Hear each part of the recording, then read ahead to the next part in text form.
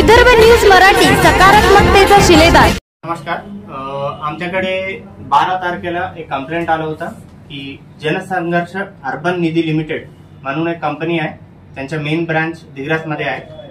सोबतच त्यांच्या शाखे म्हणून पुसद, दारवा, नेर, आर्नी, मानोरा आणि कारंजा टोटल 7 ब्रांचेस होते म्हणून कंप्लेंट आलेला आहे आणि त्याच्यावरून माननीय एसपी सरांना त्यांनी कंप्लेंट दिलेली आहे।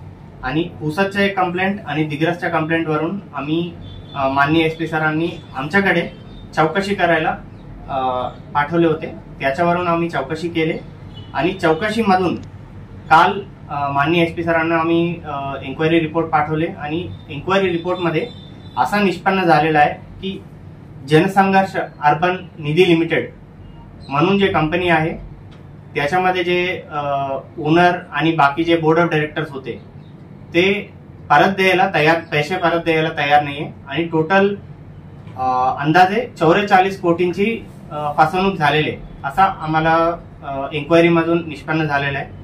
त्यावरून आम्ही काल रात्री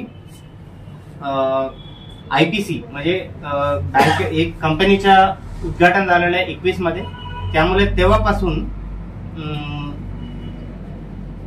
डिसेंबर पर्यंत जे झालेलं आहे त्याच्यावरून आम्ही जुन्याच्या आयपीसी कलमाने आम्ही गुन्हा दाखल केलेला आहे।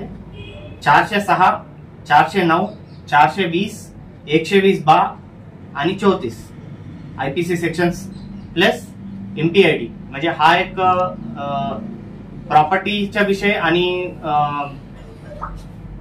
महाराष्ट्र ठेवीदारांच्या हितसंबंधाचे संरक्षण अधिनियम 1999 त्याच्या सेक्शन 3 कलम 3 अनुषंगाने आम्ही गुन्हा दाखल केलेला आहे। आणि त्याच्यामध्ये आरोपी म्हणून जे बोर्ड ऑफ डायरेक्टर्स होते प्रणित देवानंद मोरे, साहिल अनिल जयस्वाल, प्रीतम देवानंद मोरे, देवानंद लक्ष्मणराव मोरे, जयश्री देवानंद मोरे, अनिल रामनारायण जयस्वाल, पुष्पा अनिल जयस्वाल असा 7 लोकांना आम्ही आरोपी करून चौकशी आणि तपास चालू केलेला आहे। आणि त्याच्यामध्ये पुढच्या कारवाई एसपी सरांच्या आदेशाने इकॉनॉमिक ऑफेन्सेस विंग म्हणजे टोटल रक्कम 44 क्रोर्स असल्यामुळे पोलीस स्टेशन कडून आम्ही आज एसपी सरांनी इकॉनॉमिक ऑफेन्सेस विंग आपल्या यवतमाळ मध्ये जे शाखा आहे तिथे ट्रान्सफर होणार आहे आणि एक डीवायएसपी लेवल अधिकारी चौकशी करणार आहे।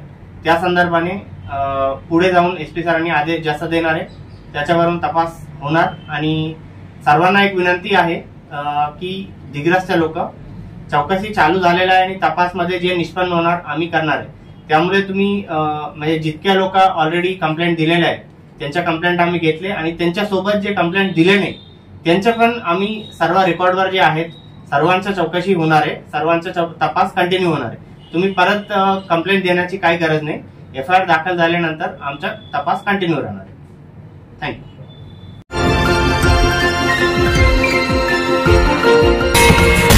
विदर्भ न्यूज मराठी, सकारात्मकतेचा शिलेदार।